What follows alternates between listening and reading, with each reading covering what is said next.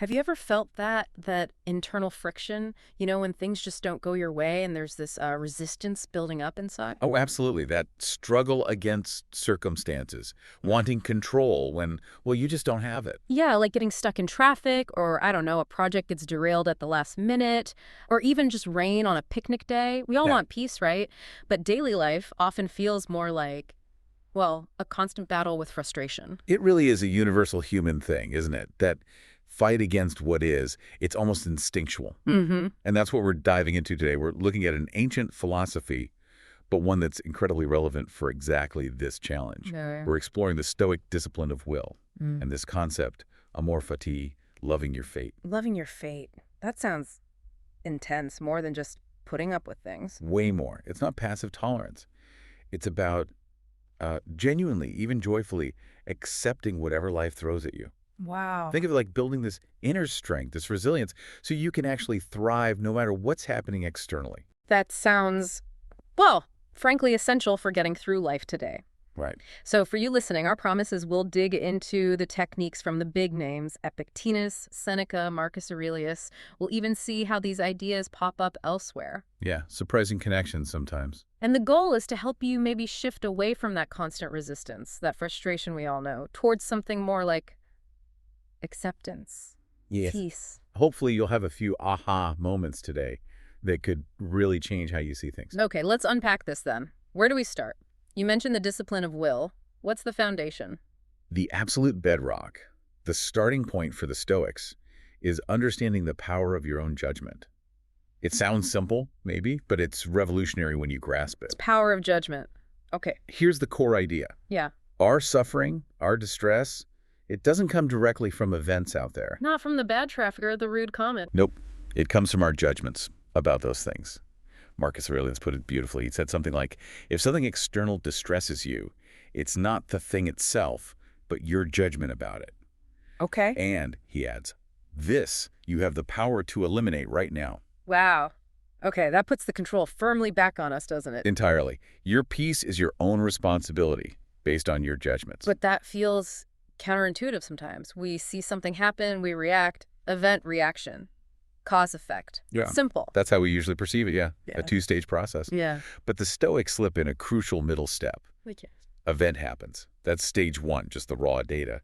Then, stage two, and this is the game changer, you form a judgment or an opinion about it. Yeah. You label it. This is bad. This is unfair. This is terrible. Ah, okay. The interpretation. Exactly. And then stage three comes the emotional reaction, the anger, the frustration, the sadness based on that judgment. So our job is to get really aware of that middle step, Yeah. the judgment part. Precisely.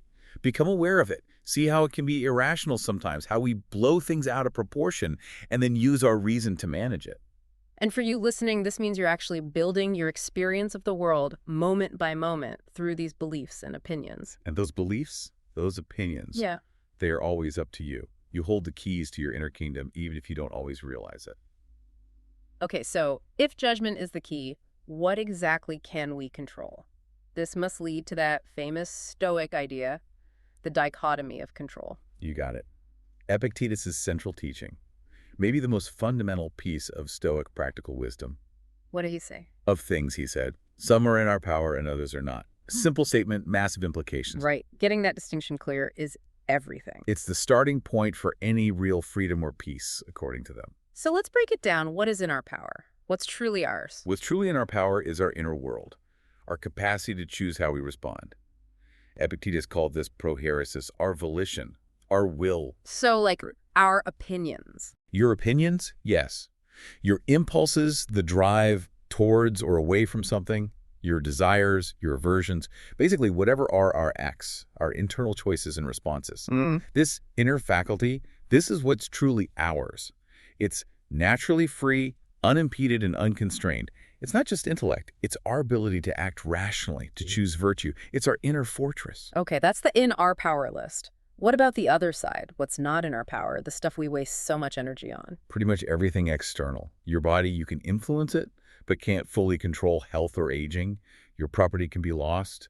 Your reputation depends on others.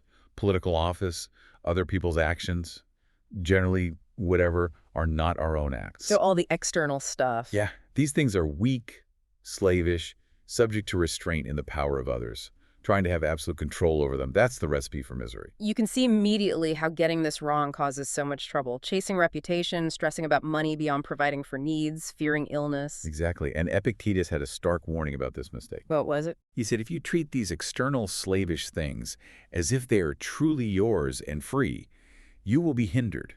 You'll lament, you'll be disturbed. You'll end up blaming everyone, gods and men included. Oof. It leads, he said, to self-inflicted slavery. You chain yourself to outcomes you can't control. Self-inflicted slavery. Yeah. That's powerful imagery. It makes you think how often we do that, right? Tie our happiness to something totally outside our influence. We do it all the time. But the flip side, the path to freedom he points towards. Yeah. If you truly internalize this distinction, if you really get that only your inner responses are truly yours and everything else belongs to the world, to others, to fate, then he says, no man will ever compel you, no man will hinder you. You will blame no man, you will accuse no man will harm you, you will have no enemy, for you will not suffer any harm. Because the harm isn't in the event, it's in your judgment about it, which you control. Precisely. That's the key to real lasting tranquility, securing that inner fortress. Okay, that's a compelling vision of inner peace, but how? How do we actually do this day to day? Tame that inner landscape, as you called it. I mean, I understand the theory, but when someone cuts me off in traffic. The practical application. That's where examining your impressions comes in.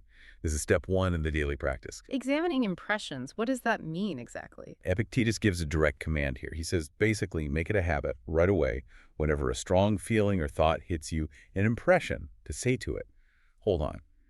You're just an impression, not the actual thing you claim to represent. So create some distance, like hitting pause mentally. Exactly. Create that space. Don't just react automatically. First label it. Okay, this feeling, this thought. And then it's an impression. And then after I've labeled it. Then you test it, assess it. And the main test, the primary question is this thing, this impression, about something that is or is not in my control? Apply the dichotomy right there in the moment. Okay. So the rude comment impression hits. I pause. I ask, is that comment or the other person's opinion in my control? Right. And the answer is? Clearly no. Okay. So if it's not one of the things you control, Epictetus says you should have a ready response. Which is? Then it's none of my concern. Wow, blunt. None of my concern. It sounds harsh, maybe, but it's a powerful mental tool. It's not about apathy. It's about strategically withdrawing your emotional investment from things you can't influence. It frees you up. I can see how that would work, but man, it sounds tough in the heat of the moment. We're so wired to just react. It is tough because, yeah, our default is impulse, fight or flight. That angry email hits your inbox, boom, you're already drafting a fiery reply in your head. Guilty. We all are. The goal isn't to become a robot with no feelings. It's to create that pause, that tiny space for rational deliberation before you act, to shift from being pushed around by rash emotional reactions to consciously choosing your response. That pause is where the magic happens. Okay, so examining impressions is key. What about desires and aversions? We all want things, we all dislike things. The Stoics weren't saying just stop wanting anything, were they? No, not at all. It's more refined than that. They said a wise person needs to exercise themselves in handling desires and aversions effectively. The goal is that a man may not fail to get what he desires, and that he may not fall into that which he does not desire. So it's about successful desiring and avoiding. How does that work? It's about aligning your desires with reason, aiming for things that are truly good and actually achievable primarily. Virtue, wisdom, inner peace, things within your control, and avoiding things that are truly bad vice, irrationality. Not chasing after external stuff like fame or fortune, thinking that's what will make you happy. Exactly. The Stoics had a term, belasis. It means a rational wish, a desire guided by reason. That's what the wise person cultivates. A reasoned wish. Yeah. The problem, they saw, is that most people do long for the good deep down, but they get deluded over and over, chasing things like reputation, money, pleasure, mistaking those for the real deal. So it's about retraining your desires. Okay. What about those really intense emotions that just hijack us? Like anger. Seneca had a lot to say about that, didn't he? He seemed to really dislike anger. He did. He called it a temporary madness, a state of being completely out of control. Temporary madness. Yeah, he used this vivid image like being thrown off a building, just hurtling down, totally powerless. He described how anger changes your face, your voice, everything. You become unrecognizable. That loss of reason, that's what the Stoics desperately wanted to avoid. That's a scary image. So, what's the practical Stoic first aid for anger when you feel it rising? The simplest, most effective thing. Wait. Just wait. Don't act immediately when you're angry. The pause again. The pause again. Seneca suggested counting, taking time before speaking or acting. Let reason catch up. Marcus Aurelius added another layer. Think about impermanence. How does that help with anger? By realizing how fleeting everything is, Marcus thought, we will realize that many of the things we think are important, in fact, aren't, at least not in the grand scheme of things. It shrinks the problem down. Is this really worth getting bent out of shape about? Probably not. It cools the trigger. That's useful. But wait, didn't Seneca also say something about faking anger? It seems contradictory. Ah, yes. Good catch. It's a very specific, nuanced point he made. Yeah. He said, if you're dealing with someone who's acting completely irrational, like a child, someone who won't listen to reason, it might sometimes be useful to feign anger. Feign it, not actually feel it. Exactly. It's strategic display, a performance maybe, to motivate them to change their behavior. But crucially, you do not let yourself actually become angry. You maintain your inner calm. So it's a tool used consciously without letting the emotion actually take root inside you. Precisely. It's pragmatic, about influencing externals if needed, but without sacrificing your own inner peace. Acting angry versus being angry. Big difference. That is a fine line, but an important one. Okay, what about just dealing with difficult people generally? We can't always choose our colleagues or family. Some people just drain your energy or bring negativity. Epictetus had two suggestions for dealing with negative influences, what he called the vulgar. Okay, path one. Avoid them, if you can. If someone consistently drags you down, limit your exposure. Protect your peace. But sometimes you can avoid them, right? Work, family gatherings. Right. So path two. If you do encounter them, you have to try extra hard to not indulge in these behaviors, moods, or ways of thinking yourself. Consciously resist being pulled into their negativity. So the goal isn't necessarily to change them or even always avoid them, but to make sure you don't get contaminated. That's a good way to put it. The crucial point is not to share the stain. Maintain your own principles, your own composure, regardless of what they're doing or saying. Protect your inner fortress even when you're interacting with challenging people. Don't let their weather become your weather. Okay, this leads us naturally into embracing adversity. This feels like the real core of Amor Fati, doesn't it? Because life is going to throw curveballs. Nobody gets a free pass.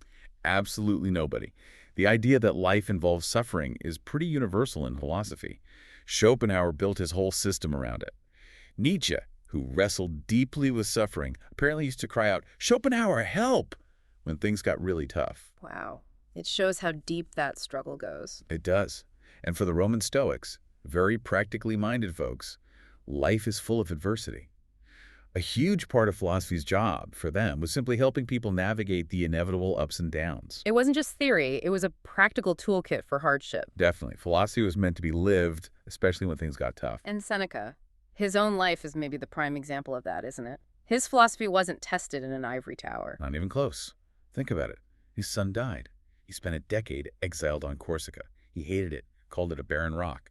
Then he gets recalled to be tutor, then advisor to Emperor Nero. Talk about walking a tightrope. Yeah, Nero wasn't exactly known for stability. Understatement. Seneca saw close friends killed, lived under constant threat, and then ultimately Nero forced him to commit suicide. His final years were the ultimate test of his stoicism, facing the absolute unchangeable with philosophical calm. Staggering, really. It really is. And the Stoic view wasn't just about enduring adversity, was it? They saw it almost as an opportunity. This is where it gets really countercultural for us today. Yeah. Yes, an opportunity. Seneca used an analogy. A general sends his best troops into the toughest fights. Okay. Similarly, he argued, God or nature sends the hardest challenges only to the most worthy people. So experiencing adversity isn't bad luck. It's actually a mark of having a virtuous character. It means you're deemed strong enough to handle it. That flips the script entirely. Hardship as a compliment from the universe. Pretty much. Right? And the flip side, he argued that too much good fortune is actually bad for you. There is no worse luck, Seneca wrote, than unending luxury and wealth. Why?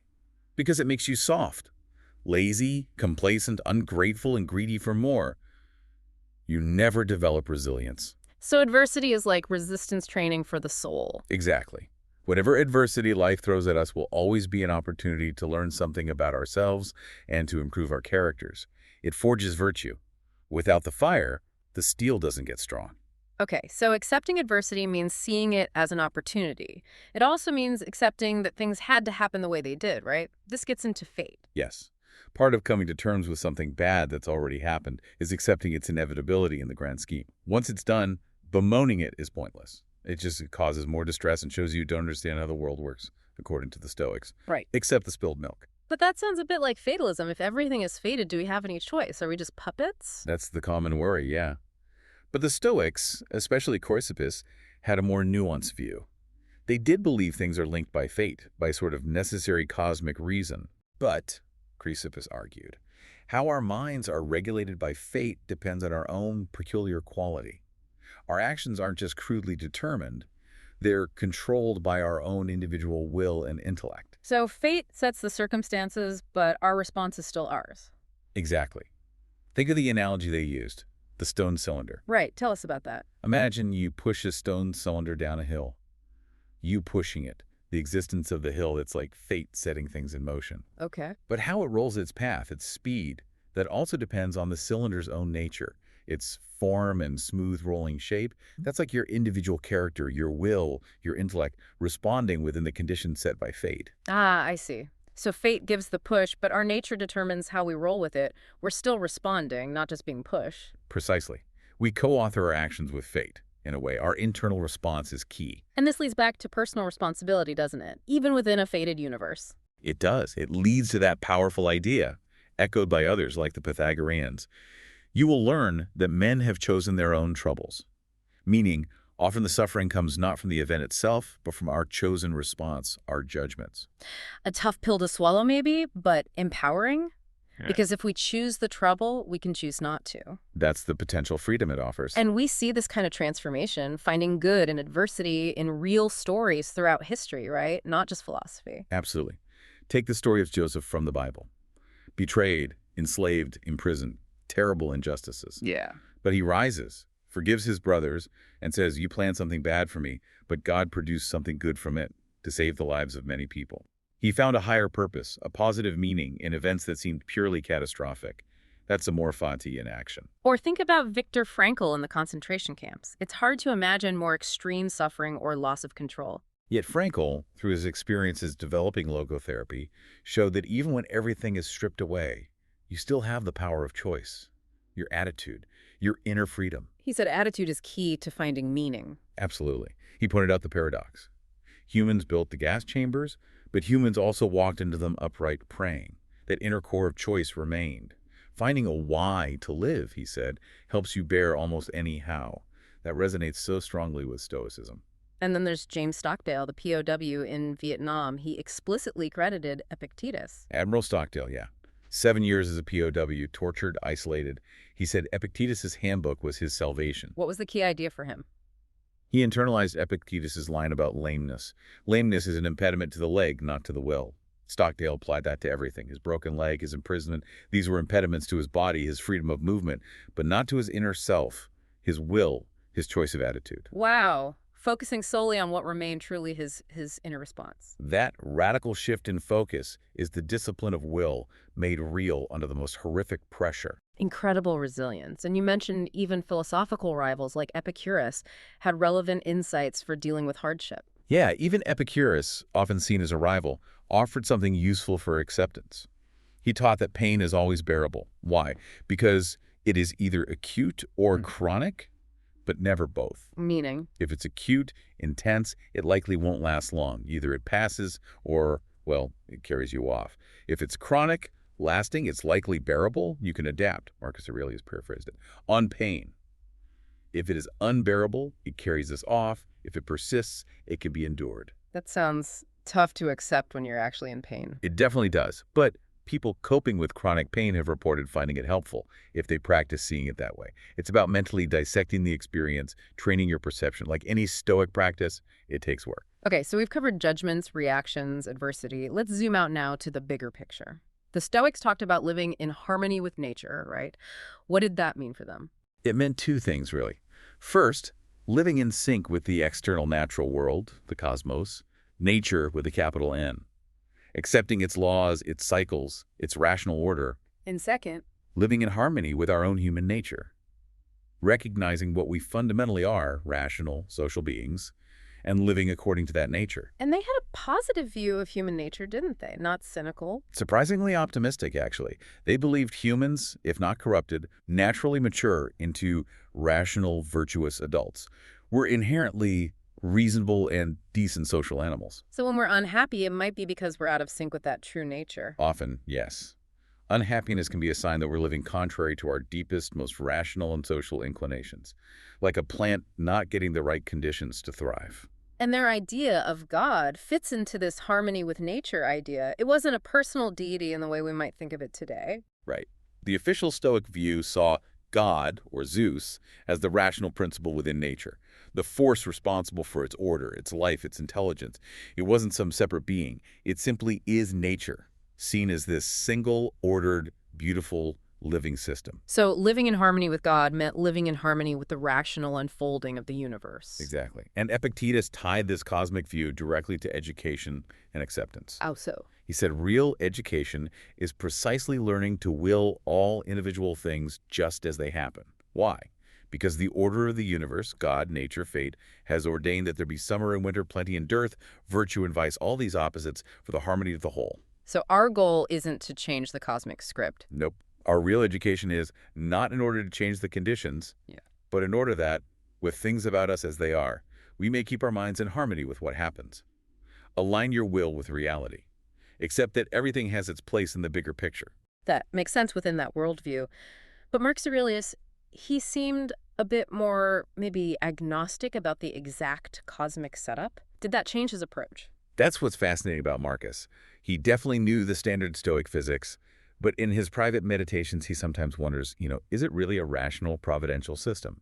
Or just atoms randomly colliding in a void? Big difference. Huge difference metaphysically. But his practical conclusion. What was it? For practical purposes, it doesn't matter a great deal. Really? Why not? Because whether the universe is run by a wise deity, or a feedback system, or blind fate, or just random chance, our response should be the same. Accept what happens and act in response as best we can. Focus on your own actions, your own virtue, regardless of the ultimate explanation. That's practical Stoicism. That is incredibly pragmatic. Okay, and part of accepting that bigger picture, that flow of events, is accepting the transience of everything, that nothing lasts. Yes. Epictetus was brutally honest about this. He said something like, "You're a fool to want your kids or wife or friends to live forever. That's asking for powers you don't have, for things that aren't yours to give or keep." Harsh, but realistic, maybe? It's meant to shake us out of clinging, to remind us that our loved ones, our possessions, our own lives, they aren't permanent fixtures. Because it's all just on loan. That's the Stoic perspective. Everything is merely on loan. Nothing is yours forever, partly because you won't be here forever. Realizing this helps cultivate detachment, appreciate the present more, and handle loss with more grace when it inevitably comes. Which brings us to the ultimate acceptance, doesn't it? Facing mortality. Our own and others. That's the big one for most people. How did the Stoics tackle death? Epictetus, again, very direct. He argued death isn't inherently terrible. His proof, Socrates. How does Socrates prove it? Because Socrates, considered supremely wise, faced his own death calmly, even cheerfully. If he didn't think it was terrible, Epictetus reasoned, then maybe our fear is merely the product of our judgment about it. So like everything else, the fear comes from our opinion, not the thing itself. Exactly. We can choose to see it differently. Death is natural, inevitable, and, crucially, one of the things not within our control. It's an indifferent. Fighting it or fearing it excessively is fighting reality. Seneca had a really interesting take on time and death, too, didn't he? Something about death being mostly in the past. Yes, a brilliant reframing. He said, "This is our big mistake, to think we look forward toward death. Most of death is already gone. Whatever time has passed is owned by death." Wow, okay. Unpack that. He means we're dying constantly, second by second. Every moment that passes belongs to death. It's consumed. It shifts death from some future monster to an ongoing process, highlighting the preciousness of this moment, the one that hasn't passed yet. That really changes the perspective. It's not waiting for us. It's been happening all along. Right. And paradoxically, Seneca even suggested mortality is a gift. A gift? How? That seems wild. He thought nature was generous in making death inevitable. Montaigne later elaborated on this, imagining nature saying an immortal life would be unbearable, more painful. If you did not have death, you would curse me forever for depriving you of it. Because an eternity of potential boredom Hmm. or loss or just stagnation. Perhaps all of those. Death gives life its edge, its value, its urgency. Endings make beginnings meaningful. So if life is short and death is natural, what's the Stoic takeaway? What's the goal? The goal isn't just to live as long as possible, it's to make sure that we enjoy and make full use of each day as it comes. Live well now. Infuse today with virtue and purpose, knowing it might be your last. Quality over mere quantity. Focus on the present. Okay, we've covered a lot of ground, the philosophy, the mindset shifts, but how do we actually do this? How do we cultivate this joyful acceptance day in, day out? What are the practices? It really comes down to practice. Oh, Continuous awareness and self-examination. Seneca wrote about his evening routine, reviewing the day. what did he review? What he did well, where he slipped up, where his attention wandered, how he could do better tomorrow. Not beating himself up, but learning. Marcus Aurelius did something similar in the mornings, mentally preparing for the day, reminding himself of his principles. So, bookending the day with reflection. But Epictetus pushed for more constant awareness, didn't he? He did. He stressed being focused every single moment, ready for anything. How? By keeping your key Stoic principles always ready to hand, like having your mental toolkit right there, always accessible. So you're not scrambling when a challenge hits. Exactly. And part of this constant awareness is catching yourself when you mess up, recognizing your own errors in judgment or action. Being your own watchdog. Sort of. Seneca said, a consciousness of wrongdoing is the first step to salvation. You have to see the pattern before you can change it. Observe your thoughts and actions before they just become automatic, impulsive reactions. Witness yourself. Which brings us back to that crucial pause before reacting. That seems central to almost everything we've discussed. It really is. Epictetus hammered this home. Remember, it is not enough to be hit or insulted to be harmed. You must believe that you are being harmed. If someone provokes you, your mind is complicit. You agreed to be provoked. You gave your assent to the impression, I am being harmed. Exactly. Without that inner agreement, the external event loses its power over your peace. Which means we always have the power to not agree, to withhold that assent. Yes, that's why not responding impulsively is so vital. Take a moment before reacting, Epictetus advised, and you will find it is easier to maintain control. That pause, that breath, considering it dispassionately, that's where you reclaim your power. It leads to huge improvements over time. And the ultimate goal of all this practice, it's about finding happiness inside, right? Not depending on external circumstances. That's the heart of it.